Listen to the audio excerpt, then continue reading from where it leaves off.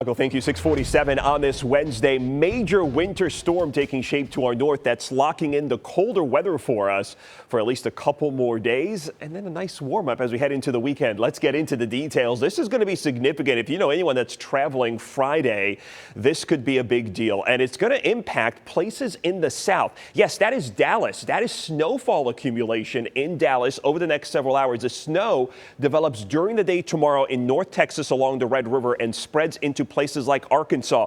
Dallas could end up with more than half a foot of snow. That is crippling for them. Southern and central Arkansas, 6 to 12 inches. Memphis over 5. Huntsville, Alabama, picking up potentially under 5. And look at this. Even Atlanta could pick up a couple of inches of snow, then freezing rain, sleet, and rain itself. That is going to shut the city down. Knoxville over 4 inches, and then into the Carolinas. Snow that they haven't seen in years. Potentially places like Charlotte, Raleigh, and Durham. For us, it locks in the colder temperatures. The next couple of mornings, they are going to be cold. In fact, I'm watching the temperatures for tomorrow morning. These could be the coldest of the week. Look at this potential temperature in Riverview tomorrow. That is 31 degrees, maybe frost or freezes into eastern Hillsborough County. Another cold start Friday morning, but then there's the outlier, Saturday. That's not a mistake. We're going to go from starting in the 30s on Friday morning to the 60s early Saturday with rain on the way, and then it's back to cold weather in the 30s in Riverview on Sunday. Hard to keep track of it all. There's going to be a lot going on. We'll break it down for you. Let's start with the bus stop forecast. The most accurate weather team in Florida, ABC Action Weather. Good morning, Greg. What's the weather like today? Love that energy at the end. I told them use their outside voices for that hello at the end. That's the Academy at the Lakes at Land O'Lakes. Actually, that was my last visit before the holidays.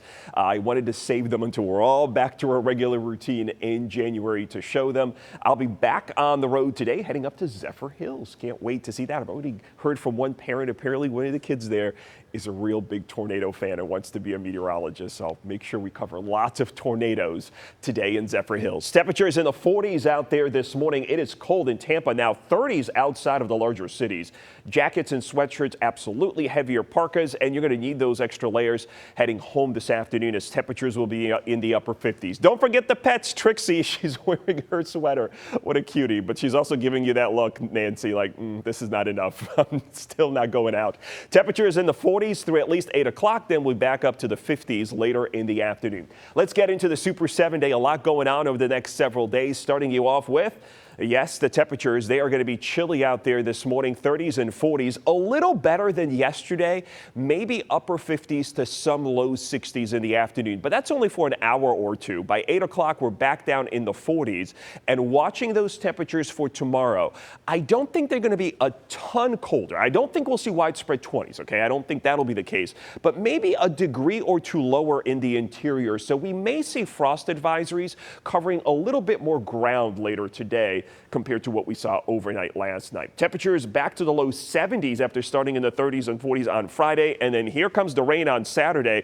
Then cold for the Bucs game versus the Commanders on Sunday night. If you're going to that game, expect 50s at kickoff and 40s by the time the game ends. A cold football game in Tampa Bay.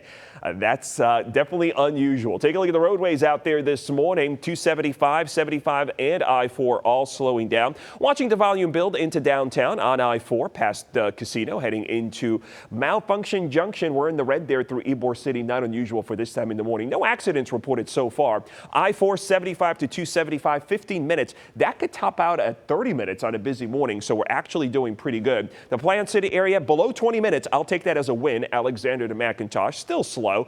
Through downtown on 275, it's the northbound direction that's the slowest. Kennedy to I-4, that's an 11-minute drive this morning. Now let's take a look at the bridge drive times.